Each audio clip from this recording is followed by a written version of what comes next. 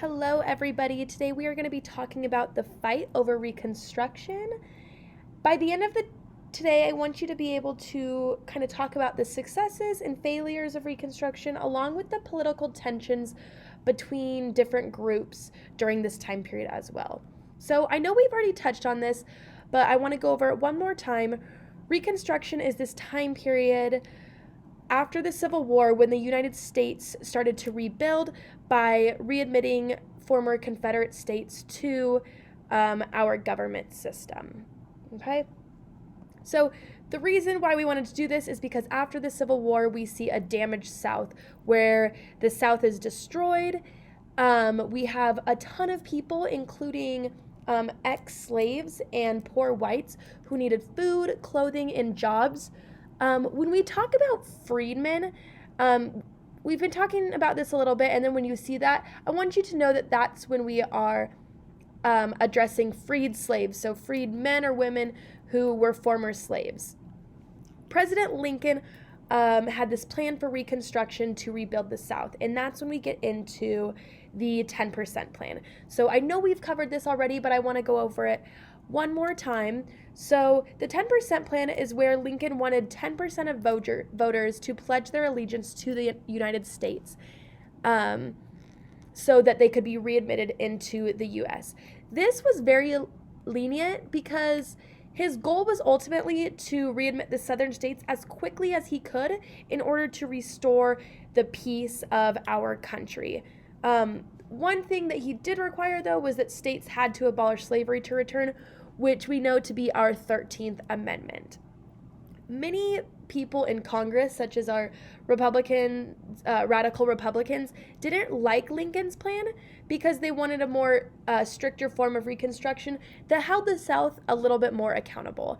And as we see here, Senator Howard said this quote, "The people of the North are not such fools as to turn around and say to the traitors, all you have to do to take an oath that henceforth you will be true to government." So basically saying that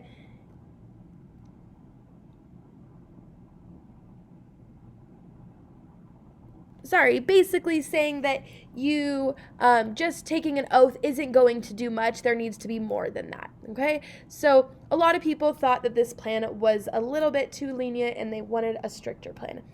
And that is why we have the Wade-Davis bill proposed. So this was proposed by radical Republicans, and it was kind of their plan for Reconstruction in the South. This bill was essentially made for former Confederate states to take an ironclad oath. Ironclad meaning requiring officials and voters to swear that they had never supported the Confederacy. So they had to take this oath in order to participate in the government and vote and whatnot. So the difference between kind of the Wade-Davis bill and the 10% plan, was that the Wade-Davis bill required that a majority of Southern males take an oath of loyalty, this ironclad oath, while the 10% plan was just this 10% oath for the states, and that was kind of it, okay? And we talked about this before, what exactly the ironclad oath was, but essentially it limited the political activity of these ex-Confederate soldiers and supporters, so it allowed them to not participate in maybe political discussion and discourse and participate as well. However, what happened here is Lincoln blocked this bill with a pocket veto. And if we don't know what a pocket veto is an indirect way to veto a bill by leaving it unsigned until it is too late for it to be dealt with during a legislative session. So it's essentially killing the bill. However, after the assassination of Lincoln, Congress had the upper hand and implemented many harsher requirements that the Wade-Davis bill included without having to essentially pass this bill. Then we have President Johnson, who also had a pretty lenient Reconstruction plan for the South, they had to swear loyalty, and along with Lincoln, they had to approve the 13th Amendment, which was to abolish slavery. Then they could rejoin the Union. However, Republicans in Congress were kind of outraged by this because the African Americans weren't allowed to vote, and former Confederate leaders were being elected into Congress. And so they didn't like this balance of not being strict enough and African Americans not having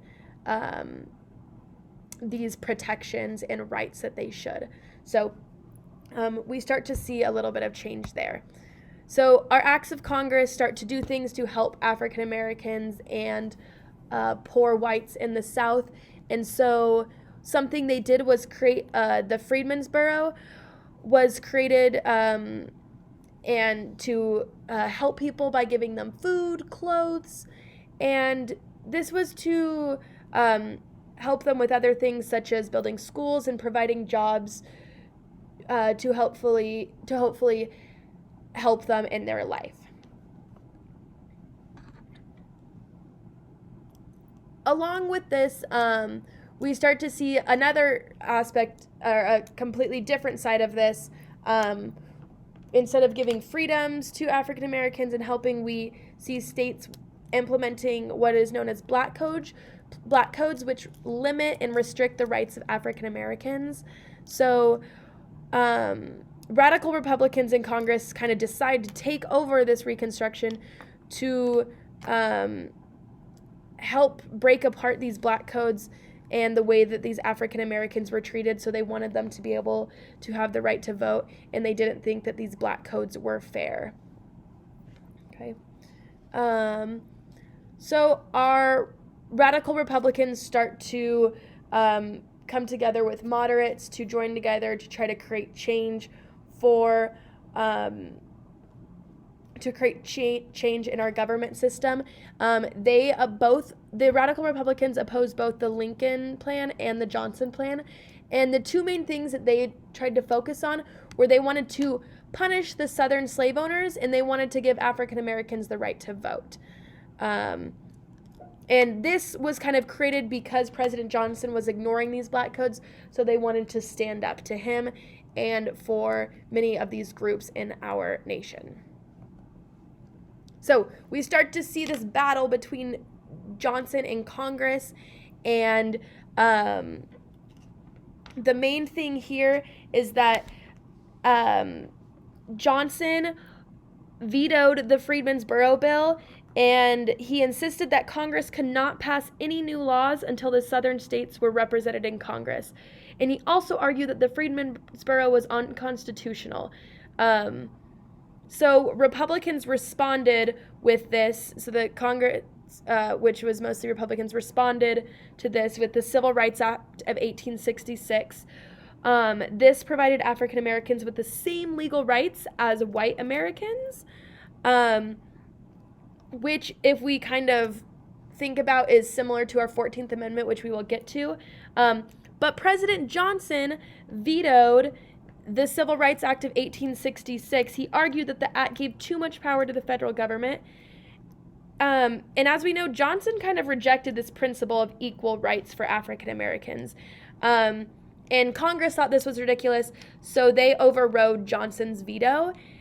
And if we look here, when a president has the power to veto, meaning they can veto and deny a bill that the legislative branch passes. However, if there's a specific majority, the Congress can override that veto.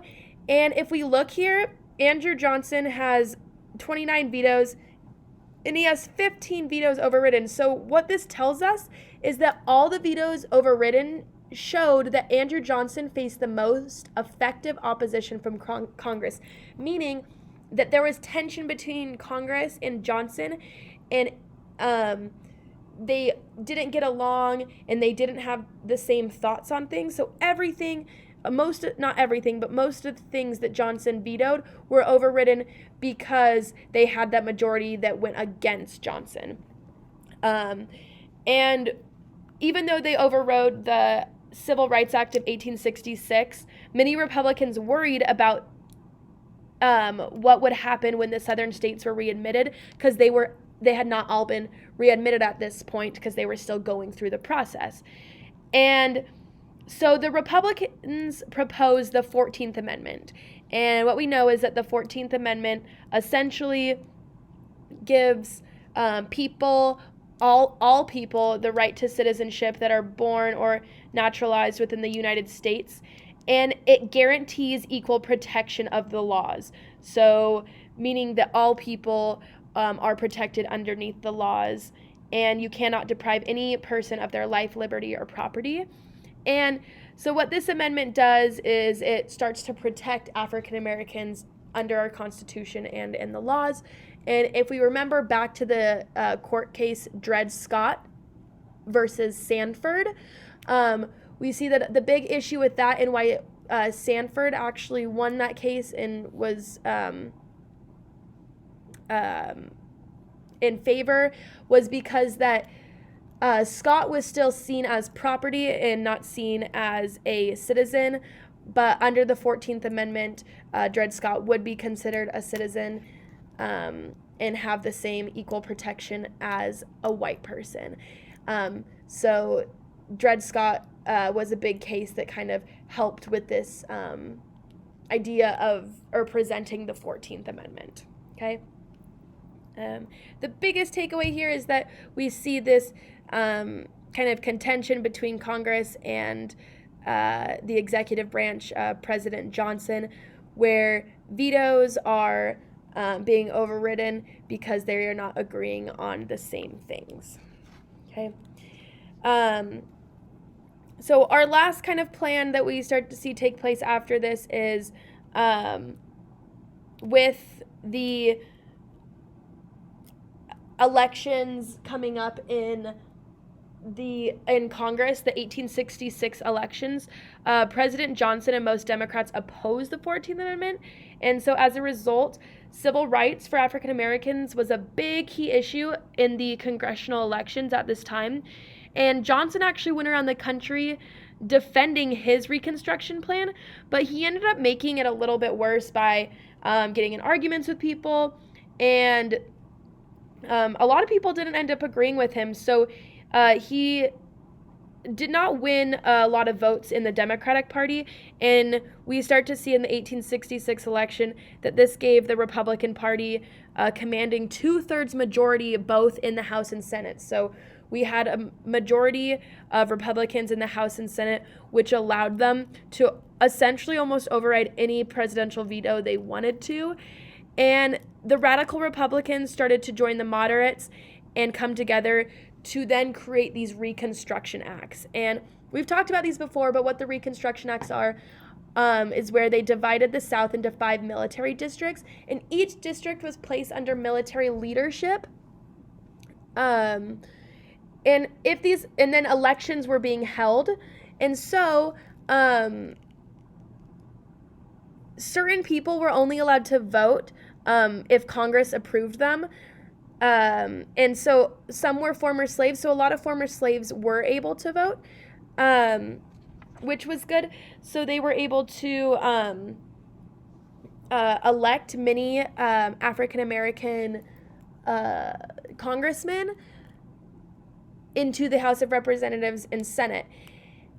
What we notice here, and we talked about this yesterday, is that many of their terms were short-lived. And as we know, there are no term limits set on congressmen. So what happens is that they were reelected, or that they were not reelected. And so other people came in after a lot of these African American men, which is when we start to see white Southerners being able to finally vote again and start running for office. But at this time, many African Americans were able to run for office and participate in the government, which allowed them to hold these positions in our country. So we then get to this tension between Congress and President Johnson. So Johnson disagreed with these Reconstruction acts, and he argued that African Americans did not deserve the same treatment as white people. There was tension again between Congress and Johnson, which then led to the House of Representatives wanting to impeach Johnson. And we've talked about this before, but impeachment is the process used by a legislative body to bring charges of wrongdoing against a public official. And there was a trial in the Senate, and you need a 2/3 majority required to find Johnson guilty and remove him from office. However, he was not impeached, or he was not found guilty by one vote, and so the Senate Republicans essentially failed to convict Johnson, but this trial weakened his power as president. In the 1868 election, Johnson decided not to run again. So we have the election of 1868, where a lot of white Southerners used violence against African Americans at the polls, but many of them still were able to vote. Ulysses S. Grant, who was the Union leader during the Civil War, won this election in hopes of having peace in our country, with having his slogan be "Let us have peace." After this, we see that we see that white Southerners are using violence against African Americans at the polls. So we want to include the 15th Amendment in our Constitution, which essentially grants African American men the right to vote. And Frederick Douglass once said, after the 13th Amendment, slavery is not abolished until the black man has the ballot, meaning that he doesn't believe that slavery was abolished until black men were able to vote. So the 15th Amendment kind of, maybe in Frederick Douglass' mind, made it so that slavery was then abolished. So although African Americans were guaranteed protection under the 15th Amendment to vote, literacy tests, grandfather clause, and poll taxes were then enacted by Southern states to restrict them from voting. Lastly, just kind of wrapping up here, we start to see the end of Reconstruction. We see some successes right in here with some protections for African Americans in our Constitution, but then we also see some restrictions such as black codes and literacy tests and whatnot. So after the 13th, 14th, and 15th Amendment, African Americans continued to experience political and economic oppression because Southern legislators enacted Jim Crow laws. And Jim Crow laws are essentially enforcing racial segregation in the South, which restrict their rights and freedoms. And we start to see that Southern whites gained control of the South and ended Reconstruction by President Grant allowing them to vote again, by allowing Southern whites to vote again and choose their same leaders and run for office, and also by Southern whites using terrorism and violence to scare African Americans into not voting. So despite the passage of several constitutional amendments and these rights guaranteed, African Americans found that gaining equal rights was a very difficult time. So as Reconstruction comes to an end, we want to think about the political tensions between Congress and our executive branch, including the president. Also think about kind of the tensions and inequalities between Black Americans and white Americans, and start to see that although we're trying to bring our country back together, we start to see a division in other aspects as well, such as political, economic, and social justice issues in our country. So after today, I want you to try to think about the possible successes of Reconstruction, but ultimately recognizing that Reconstruction in our nation was not as successful as it had hoped to been, when we started piecing together our Reconstruction plans. Okay? So make sure you guys fill out your note taker. If you guys have any other questions, please let me know. And I will see you next week. Have a good day, you guys. Goodbye.